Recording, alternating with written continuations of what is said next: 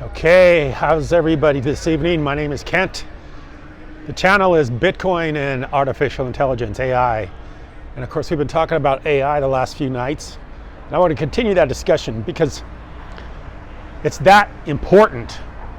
I think if you're not thinking about AI right now, you're gonna be in for a huge reality check in the very near future, because AI is absolutely the most.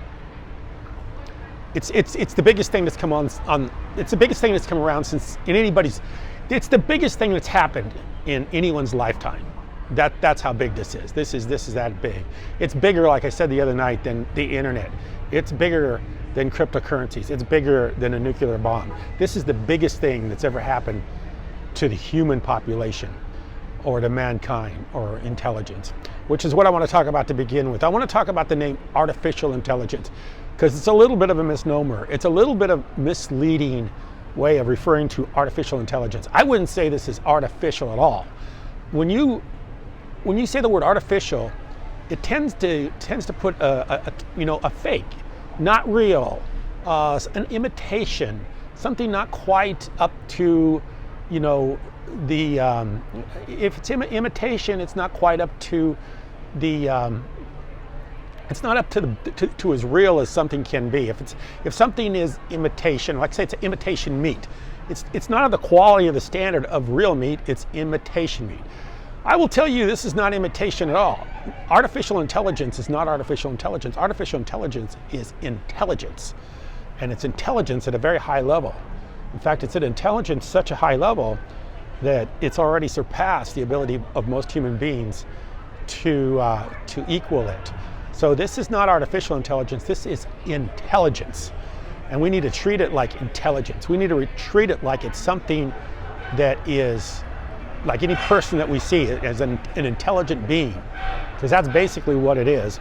And really what's happened here is that the control has got lost when the machine started learning without intervention of anybody, without the intervention of us, without the intervention of man. They just started learning. And this is the thing to be concerned about. This is where control gets lost. The machine is learning without us telling it to learn. Normally when you have a machine, as the operator, you're the one that's instructing everything the machine does. The machine tells it to do, go here, go there, get on a computer, program it, and the program tells it what to do. But in artificial intelligence, the machine is doing it on its own. It's learning on its own. So we have no control. We have lost control of the machine when it starts learning on its own. Now it is learning, it's intelligent, and it keeps learning. And the one thing, if you know anything about, anybody knows this about a machine does not get tired. A machine does not sleep. A machine has the ability to work 365 days a year, 7 days a week, 24 hours a day. People don't. People need breaks. People lose focus. People lose attention. The machine doesn't. The machine just continues to keep going. So that's what's happening.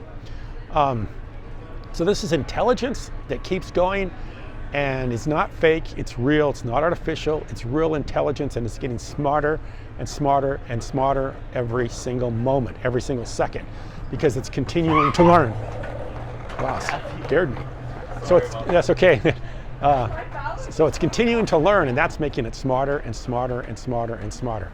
And right now we're out of control. We've lost control of this machine. And that's why someone like Elon Musk is asking for government intervention. And I'm apolitical. I could care less about who's in office. I think politics is just a distraction in today's world. When I look at the people that are in charge of our government, I just laugh. I totally laugh. I can't believe it. And of course, when Elon Musk tells people, hey, you need to be in charge, or you need to make legislation, or you need to take over, who do they appoint as the czar of artificial intelligence? None other than the Vice President of the United States, Kamala Harris. And I didn't spend any time studying Kamala Harris. I know nothing about her. The only thing I can say is I watched a brief clip on Kamala Harris and artificial intelligence, because she's the one that's kind of overseeing it. She's the czar. This is the person that Elon Musk is asking to intervene and have some sort of control over artificial intelligence is Kamala Harris. And of course, Kamala Harris, when I watched her, her biggest thing was, she goes, well, it's a fancy word, it's a fancy thing. A is for artificial, and I is for intelligence. And what this is it's machine learning. She's approaching this at such a juvenile level. And this is our safety net. This is the thing that's going to protect us from artificial intelligence, is Kamala Harris and these politicians who are, they don't even get the email thing yet. I mean, they don't even get the internet thing yet. They don't even get the cryptocurrency thing yet. And then you want them to understand something that's learning at an exponential rate, it learns so fast and so quickly that it's going to be over our heads before we even know it. That is what's happening. And this is why this whole thing is just completely out of control. That's the best word for it, out of control. Artificial intelligence is out of control. In fact, I think that may be the title of this video. So I said last night there was going to be some things, and I think in the short term, in the very short term, this is going to be a magnificent breakthrough. Can't say the word. Magnificent breakthrough. Magnificent breakthrough. This is going to be unparalleled in the quantum leaps that are going to be taking place here in the next few months and few years of our lives. Like I said last night, predictive internet. You're going to get on the internet and it's going to predict what you type in before you type it in. You're going to see incredible breakthroughs in medicine, incredible breakthroughs in economy, incredible breakthroughs in science. These are going to just magnificently happen without our intervention, and we're going to wonder what happened. The other thing that's going to happen, I predict very soon, is that we will start merging with the machines. And what I mean by that is not a Terminator kind of thing, but like a thing where the machine will be an implant in our bodies, and the machine will be able to give us feedback about something like what we ate and how that reacted in our body, something we thought, and what part of our brain got stimulated. And it's going to learn from our physical body and be able to learn and give us feedback about things that we have. Be able to predict heart disease, be able to predict cancer, be able to predict, be able to help you learn. If you're trying to learn a foreign language, it will be able to isolate that part of your brain that you use for language and be able to stimulate it or be able to interact with it in such a way that you will learn a foreign language quickly.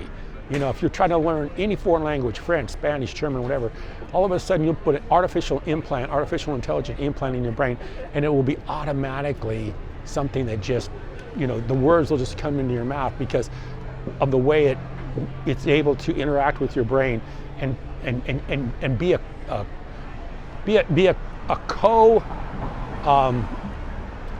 co-instrument for your brain to be able to come up with the words quickly and know what they are. This is all coming. This ability to have feedback from our bodies and be able to refine our bodies and get our bodies to run at the top optimal, at their top optimal potential, and also to interact with our minds and get our minds to sharpen up and act. Maybe even keep us. If you're in pain, maybe it knows that it'll go into your brain. It'll know the parts of your brain that has pain, and it's able to stimulate other parts of your brain that are not pain centers, but centers that make you feel good. So when it monitors your brain, and when your brain starts to feel bad or pain starts to interact in your brain, to come into your brain, it stimulates another part of your brain that makes you feel good. I mean, that's pretty much what these opiates do. They affect you. You have parts of your brain where they go into your brain and just make you feel good, and that's what AI can do, and it's going to be able to do it through feedback and learning and mapping out your brain, mapping out your body, and knowing how to interact with your body and get it to do the things that you want it to do. Make it feel good when you want it to feel good. Make it go longer when you're tired. Make it focus when you start to lose focus.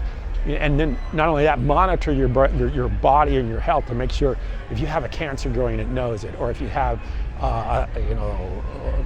some sort of anemia or some sort of blood sugar or anything like that. Be able to monitor all that and keep it all straight for you.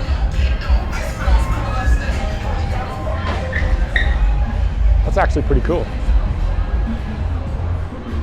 I don't know if you can see that or not. These guys got these wild cars. They do this all the time. They're around here all the time. They got these cars that jump up and down. In fact, when I was watching one of these guys, I was on my motorcycle, and they were jumping their car up and down, and the poor guy had a girlfriend with him, and she was like so annoyed that he's bouncing the car up and down, and she's holding on for dear life, going up and down with the car, and she's like, you know, quit doing this. I'm not having fun. And he's like in this roller coaster ride with the car. So anyway, yeah, interesting video. So yeah, things are going to happen that we've never seen happen before, in a way we've never seen it happen before. And of course, we have our good old government that's going to be protecting us. I appreciate you watching. Thank you very much.